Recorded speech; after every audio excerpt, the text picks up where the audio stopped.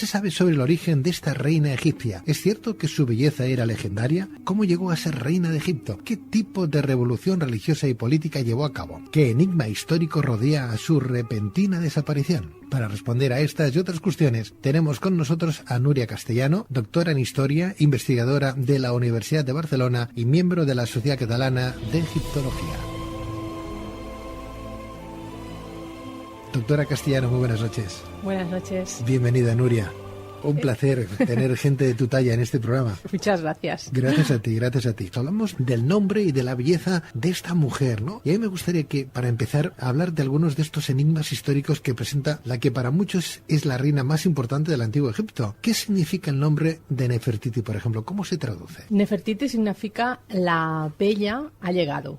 El nombre ya nos indica un poco lo que comentabas, ¿no? De si en su tiempo se consideraba que era un personaje de tanta belleza. ¿Y era bella de verdad? No podemos saberlo a ciencia cierta, porque el retrato más famoso de ella, del que estamos hablando, del Museo de Berlín, no es único. Hay otros. Tenemos otras imágenes de la reina, en la que aparece un poco más mayor, pero sí que parece pues que esos rasgos sean de una belleza extraordinaria. En cualquier caso, los cánones de belleza en el Antiguo Egipto eran muy diferentes posiblemente a los del siglo XXI, ¿no? Sí, y además hay que tener en cuenta que normalmente los reyes y la familia real, cuando se hacían un retrato, no era un retrato en el sentido que nosotros tenemos como si fuera una fotografía de la persona, sino que son retratos idealizados en el momento de mejor esplendor que tenían, y además pues sin mostrar ninguna tara, sino bueno, la perfección. La perfección. Doctora Castellano, no obstante, ¿iban rapados? ¿Se rapaban de verdad la cabeza, incluso las reinas, los reyes, y luego se ponían aquella peluca? A ver, en muchos de las esculturas, si nos fijamos bien, se ve pues como si fuera una especie de raya debajo del peinado, es decir, que probablemente no estaban rapados, sino que lo que sí que es típico de esa época es que llevaban todos pelucas, es decir, no se mostraban con el pelo, dijéramos, que tenían, sino que llevaban pelucas como muy elaboradas, porque para ellos también la peluca tenía un cierto sentido sexual, es decir, que cuando se arreglaban, la canción esa de Ponte la peluca, pues sí.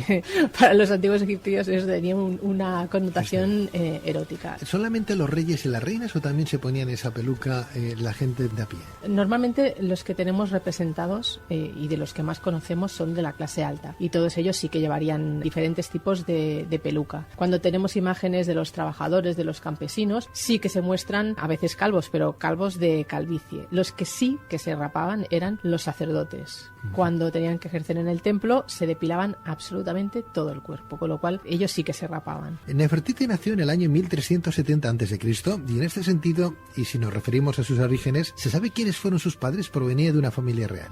Sobre los orígenes de la reina también son confusos. Toda la figura está como envuelta en misterio, porque hay quien dice que quizás uno de los personajes que formaban parte de la corte de su marido, del faraón Ajenatón, podía haber sido quizás el padre de la reina, con lo cual está un poco envuelto en misterio. Hay quien dice también que quizás es una princesa extranjera, una princesa del reino de Mitanni que llegó a Egipto, con lo cual el origen de la reina es también de los misterios que hay alrededor de ella. Incluso me ha parecido leer que también convivió en algún harén. No tengo constancia, tampoco sería... En un harén, ¿no? Podría ser, porque muchas de estas princesas o muchas de estas mujeres de clase alta que están viviendo alrededor de lo que sería la corte real, acostumbraban a estar viviendo en harenes que no siempre estaban en la corte, sino que muchas veces estaban en sitios alejados. Entiendo. Doctora Castellano, Núria, ¿se sabe aproximadamente la fecha de la boda de Nefertiti con el faraón Amenhotep IV? No, porque cuando jugamos con las fechas de estos reinados, lo que sabemos son a partir del reinado, es decir, que podemos saber pues qué pasó en el año 1, 3, 5, 7 del reinado, pero la fecha que nosotros damos antes de Cristo o antes de nuestra era son fechas que se han ido calibrando a partir de hechos con otras civilizaciones, con lo cual todo lo que tenemos son fechas aproximadas a partir de los reinados de los diferentes faraones. Entiendo yo que se casó con Amenhotep IV por amor.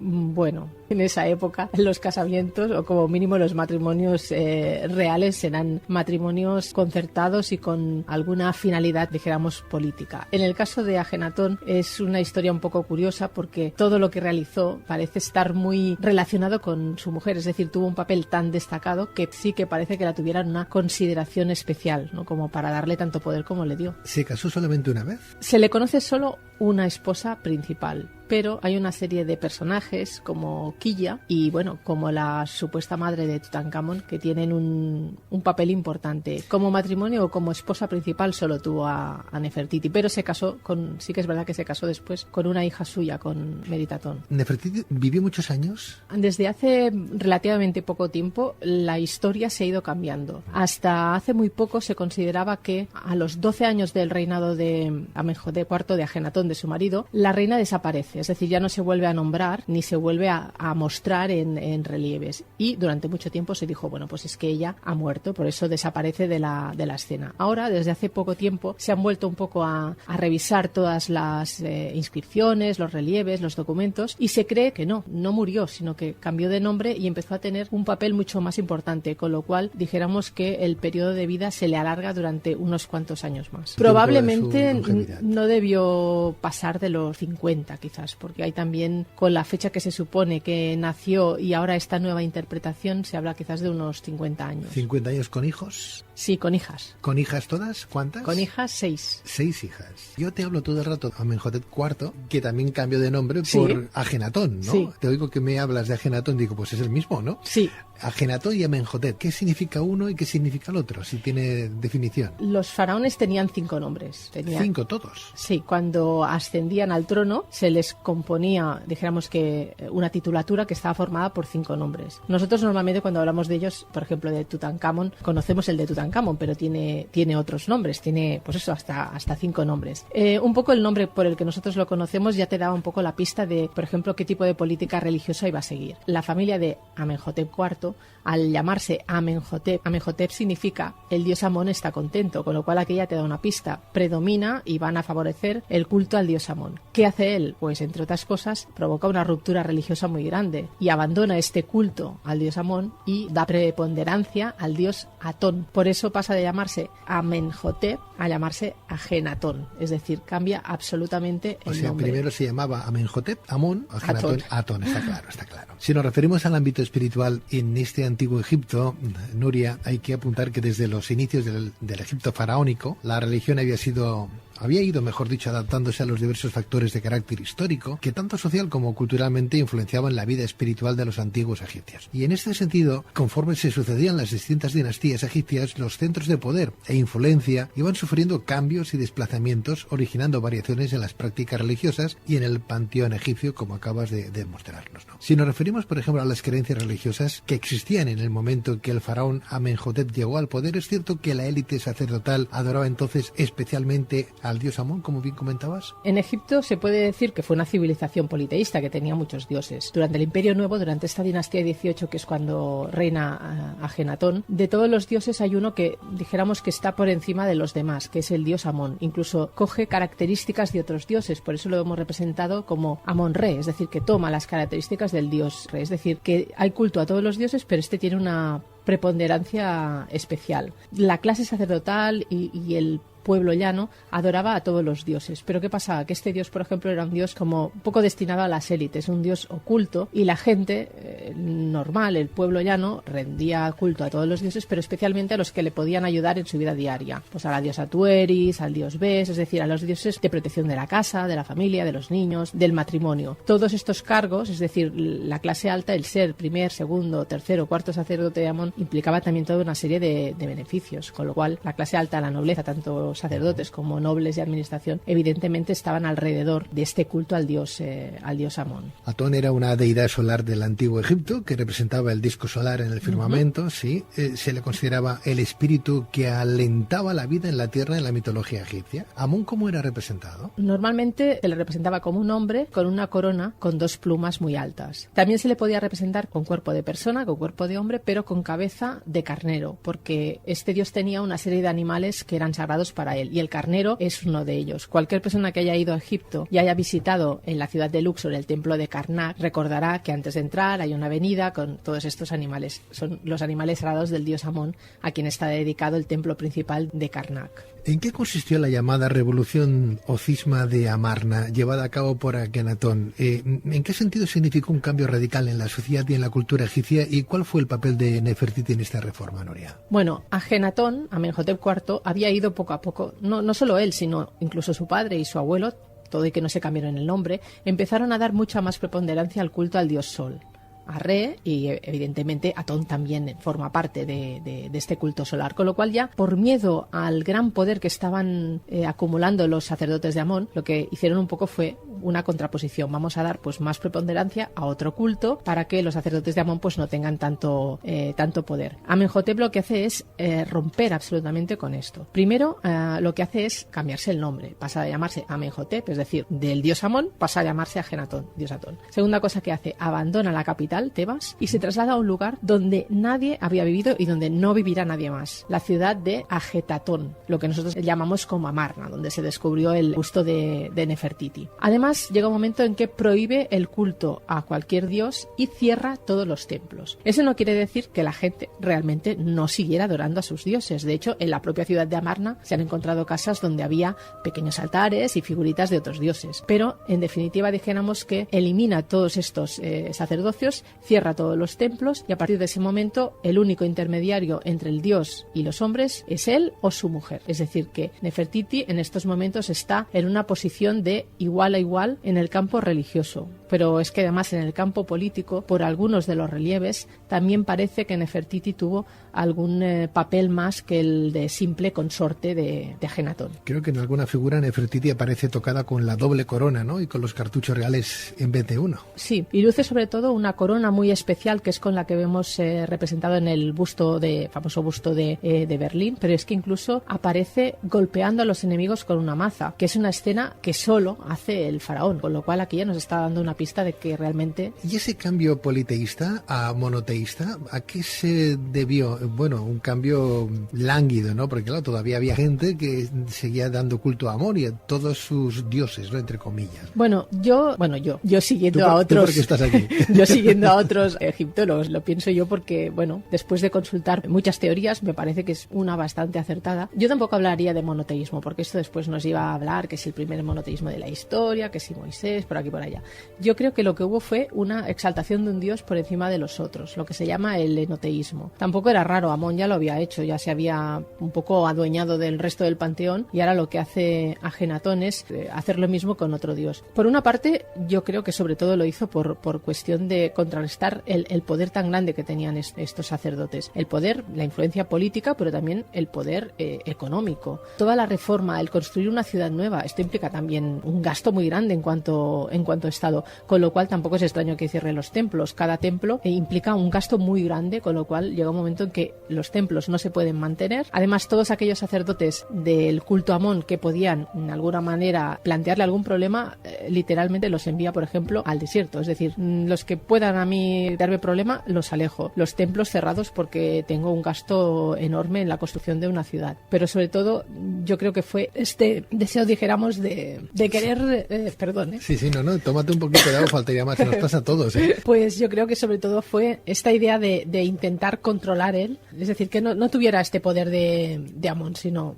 a ver, controlo a los sacerdotes y así soy yo solo el que pueda, pues, tener el poder y que no haya nadie que me lo pueda arrebatar. Y esta idea también de que fuera un dios abierto, es decir, que no fuera el escondido, sino que todo el mundo pudiera gozar de la presencia divina. Los templos son absolutamente abiertos, no hay techos, porque si el dios es el sol, ¿qué queremos? Que nos toque el sol, con lo cual todo es abierto. Es esta idea de no necesitamos intermediarios. Nuria, antes hablábamos de las 6 hijas que durante el reinado tuvo Nefertiti, pero ¿por qué en muchas representaciones familiares de la reina y sus hijos, en este caso sus hijas, observamos que todos los miembros menos el faraón tienen el cráneo ovalado? Porque mira que hay conjeturas al respecto, que si ponían tablillas para deformar el cráneo de los pequeños, porque a lo mejor eran extraterrestres, mil cosas, ¿no? Sácanos de esa ignorancia, Nuria, por favor. La representación del arte de Amarna tiene una representación muy específica y estos retratos que vemos son convenciones artísticas. ¿Cómo lo sabemos? Bueno, pues primero porque hay muchísimos personajes que estuvieron en la corte de Ajenatón, de los cuales tenemos representaciones antes y después de que él subiera al trono. Entonces, antes de que Ajenatón subiera al trono, las representaciones, por ejemplo, en la tumba de Ramoses, son siguiendo el canon egipcio. Y en cuanto Ajenatón sube al trono, la continuación de la decoración de la tumba ya muestra hacer este cambio. Evidentemente no se habían hecho ningún tipo de cirugía estética para parecer como era en ese momento, sino que uno de los cambios que introdujo también Ajenatón fue este cambio en la forma de representarse. Es decir, en cierta manera, sobre todo en los retratos que tenemos del faraón, lo que se ve es un personaje con unas facciones muy suaves, unos ojos almendrados que ya se habían visto pues en las representaciones de su padre, incluso de su abuelo,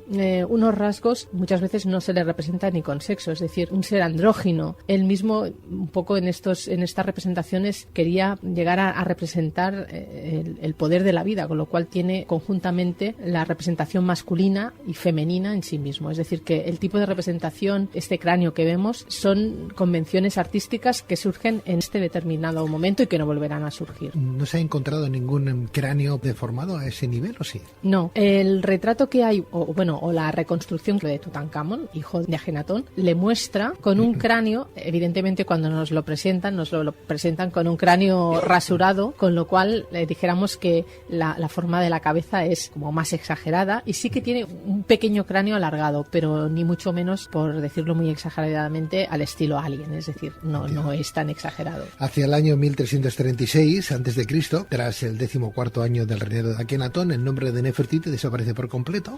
Algunos dicen que lo hacen para continuar con la muerte de Akenatón, continuar en solitario el reinado, ¿no? Llevar a Egipto pues a su curso, ¿no? Sobre la historia, y que se hace llamar Semencara, ¿no, Nuria? Esmencare, pero de hecho Esmencare. Tenemos entre medio a otro personaje. ¿Ah, ahora. sí? Sí.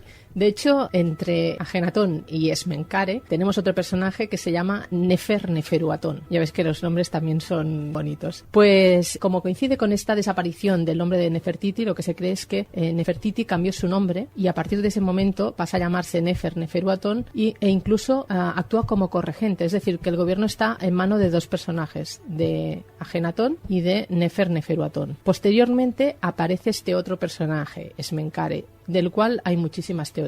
Hay quien dice que es la propia Nefertiti, que otra vez se ha cambiado el nombre. Hay quien dice que es la hija de Ajenatón, Meritatón, que también se ha cambiado el nombre. Y hay otra opción, para mí quizás la más plausible, que es el esposo de Meritatón, es decir, el que sería el sucesor de Ajenatón. De este personaje se conoce poco, reina poco. Hay una momia que se atribuye, o un sarcófago que se atribuye quizás a él, pero cada vez está más complicado el saber quién es este personaje. Hablando de la tumba ahora, Nuria, no se sabe dónde está la tumba, ¿no?, de Nefertiti. No, hay una posible tumba que es justamente en la ciudad de Amarna, en la ciudad de Ajetatón, en la montaña. Hay una tumba preparada, una tumba real preparada para el faraón. De hecho, es una tumba no solo para una persona, sino para más de una. Y sabemos, por ejemplo, en una de las cámaras probablemente estuvo enterrada una de las hijas que murió, porque la decoración de la tumba muestra eso, muestra la muerte de una niña y el dolor de los padres ante la muerte de esta niña, cosa increíble porque en el antiguo Egipto no se había mostrado a los faraones llorando la pérdida de la hija, pero el cuerpo ni de Ajenatón ni de Nefertiti se encontró. Ni tan siquiera en el Valle de los Reyes hay una supuesta tumba que creo que tiene el nombre de KV55. Allí lo que se ha encontrado ha sido un cadáver masculino que se cree o que se identifica como el de Ajenatón, pero de Nefertiti no tenemos cuerpo por ahora. El que se cree que es, y de hecho todos los análisis que se han realizado para intentar saber quiénes eran los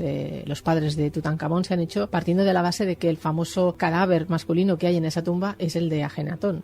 Si no es él, pues entonces ya tenemos que buscarle otro padre. Nuria, ahora ya hemos acabado, hacemos un pequeño paréntesis, como una pequeña curiosidad mía. En esas pirámides que hoy conocemos, ¿no?, las 3 pirámides más famosas, al parecer se ha descubierto una especie de túnel de unos 20 centímetros donde meten un robot y se encuentra el robot al final de ese túnel con una pequeñita como puertecita que tiene como un tirador. Uno se pregunta, esas galerías tan pequeñitas de unos 20 centímetros, ¿para qué eran? Y ese tirador al final que parece que sea una puertecita como para que entren los duendes por ahí, ¿no? Los gnomos o los extraterrestres pequeñitos. ¿Para qué eran? Porque mira que hay también conjeturas al respecto, ¿no? Sí, de hecho hay más de una de estas cámaras, bueno, yo no diría que secretas, pero bueno, de estas cámaras pequeñas, pasaditos, de estos ¿no?, pasadizos. Algunos dicen que son simplemente agujeros de ventilación. ¿Con puertecitas? Sí, poco raro. Otros que simplemente son como oberturas hacia unas determinadas estrellas que tienen que ver pues con la diferente representación que había de los dioses. Y algunas de ellas, como esta, al no encontrar el final, hay quien dice que quizás pues buscando se encontrará la verdadera cámara del faraón Keops, que de hecho es